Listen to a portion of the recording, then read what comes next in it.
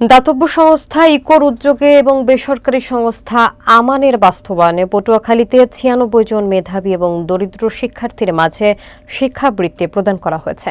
১২ মে সকালে সদর উপজেলার লোহালিয়া ইউনিয়নের কুড়িপাইকা মাধ্যমিক বিদ্যালয়ের হলরুমে আয়োজিত অনুষ্ঠানে বিদ্যালয়ের ৮০ জন শিক্ষার্থী এবং বিভিন্ন বিশ্ববিদ্যালয়, মেডিকেল, ইঞ্জিনিয়ারিং এবং বিজ্ঞান ও প্রযুক্তি বিশ্ববিদ্যালয়ের ১৬ জন শিক্ষার্থী বৃত্তি লাভ করেন। মঞ্জুর মোর্শেদ তুহিনের তথ্যচিত্রে থাকছে বিস্তারিত। বিদ্যালয়ের প্রধান শিক্ষক মোহাম্মদ হাবিবুর রহমানের সভাপতিত্বে অনুষ্ঠানে প্রধান অতিথি ছিলেন স্কুল ম্যানেজিং কমিটির সভাপতি অ্যাডভোকেট কিবরিয়া মোল্লা। তিনি বলেন, ইকো দেশের শিক্ষাক্ষেত্রে অসামান্য অবদান রাখছে।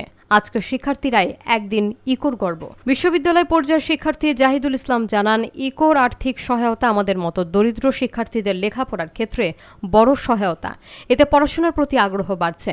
অনুষ্ঠানে বিশেষ অতিথি হিসেবে উপস্থিত ছিলেন মোহাম্মদ আলী হোসেন, শাহ মোহাম্মদ জাহাঙ্গীর হোসেন, মোহাম্মদ শাখাওয়াত হোসেন এবং মোহাম্মদ অলিউল্লাহ। বক্তারা ইকো এবং আমান সংস্থার প্রতি কৃতজ্ঞতা জানান।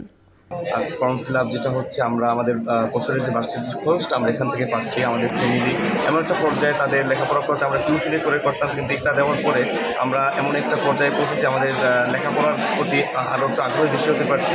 এই জন্য এই যে প্রোগ্রামটা যারা করছে তাদের অসংখ্য ধন্যবাদ।